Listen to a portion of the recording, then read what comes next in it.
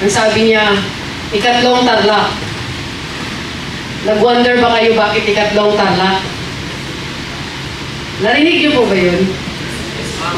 Narinig niyo? Ikatlong Tarlac. Ibig sabihin nun, si Captain Ramilo B. Trinidad, Philippine Navy, General Staff Corps ay pangatlong commanding officer ng barkong ito.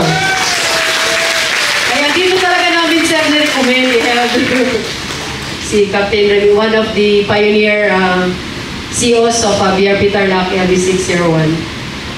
And to the team, Philippine Army Adjutant Office, led by Colonel Danilo Estraniero, Philippine Army General Staff Corps. Magandang hapon po.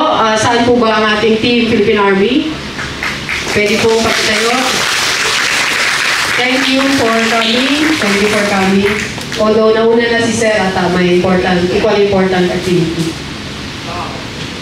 And to the team, Office of the Adjutant of the Air Force. Please rise. Led by the very beautiful Colonel Rose Mawati Remo, Philippine Air Force, Master in National Security Administration. Thank you, ma'am, for coming, ma'am. And thank you, Team Air Force.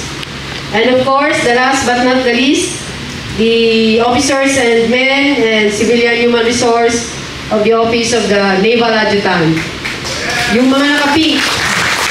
Sabi, sir, sabi ko sa kanila, sir, okay lang ba yung mga males natin na naka-pink kayo? Sabi nila, real men wear pink daw, sir.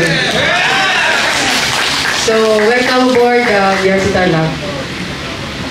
So, unang-una po sa lahat, nagpapasalamat ako sa Team OT na